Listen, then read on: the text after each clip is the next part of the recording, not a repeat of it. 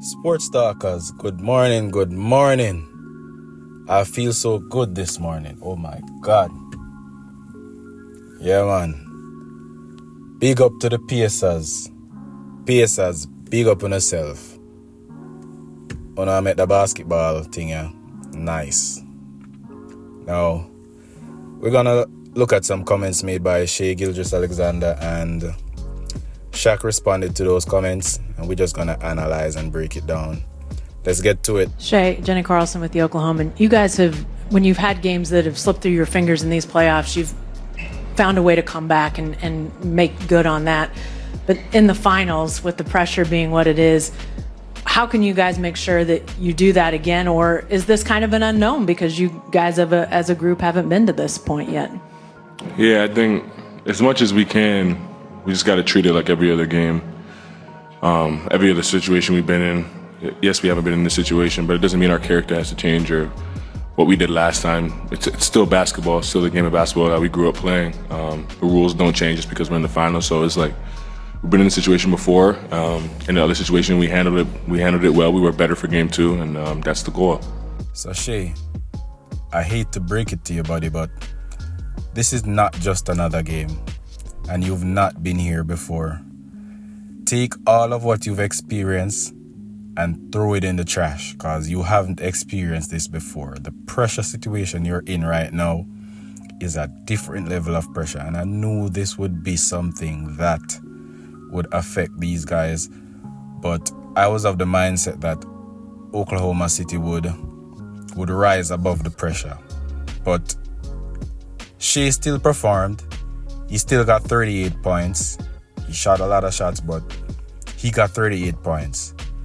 Where the disappointment lies is Jalen Williams' early game performance, as well as Chet Holmgren's basically just lack of offense. He got blocked a few times. The Indiana defense affected Chet. This whole thing that we've been here before, you haven't been here before, buddy. I'm telling you guys, the pressure situation that they're in now is like they're in a pressure cooker. And now they're down one in a pressure cooker. So they usually don't lose 2 games in a row. So I do expect them to bounce back and win game 2. But they got to be careful, because I know this pressure. We have a saying in Jamaica, pressure bust pipe. Pressure bust pipe. And Shai and those OKC players, the pressure might break some of those other players. Especially down in the fourth quarter, they couldn't make a shot. Only Shai could have made shots. So, anyways, let's hear what Shaq has to say in response to Shai. I don't want to make it look like I'm different. I disagree. It's just we all have different mentalities, you know. It's not just another game. Yeah. It's not just another game. I understand it's your first time here, but if it ends up like the promo started our show today and you don't win, it may be another chance you don't get back. I was fortunate enough to go back 6 times. You went back, of course you went back, but this is not another game. I didn't realize that they shot 40% from the field and 36% from 3, but I was sitting there and they had double-digit leads. The fans were going crazy. The crowd was going crazy. When that happens in that moment at home, you have to put them away. This is not another game. This is the NBA Finals. This is a championship run. Got to be more efficient. You got to have that killer. And when you get a team down, you got to put a foot on their throat. So I think Shaq is 100% right. The NBA Finals, you can't mess around with any games, especially games that you're dominating and leading by 20 plus points. I don't remember them leading by 20 plus at any given time.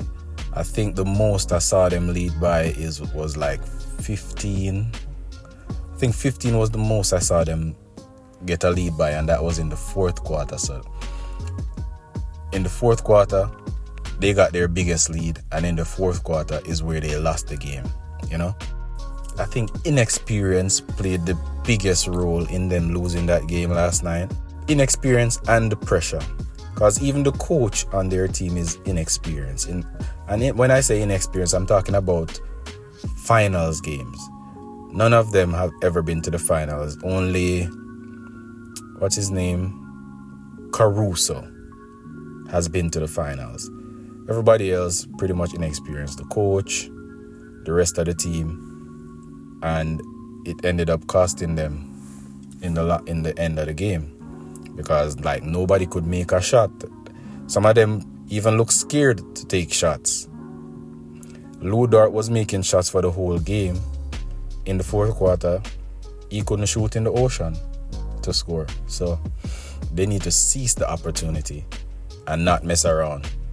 Because this Pacers team, that never say die attitude that these guys have, I wouldn't be surprised if they won game 2. The only reason why I'm thinking the Thunder are going to win game 2 is because I know the Thunder are a better team and they never lose 2 games in a row. And since these playoffs have begun, they've only lost 1 game at home, so I expect them to win game 2. I even expect them to blow out the Pacers in game 2.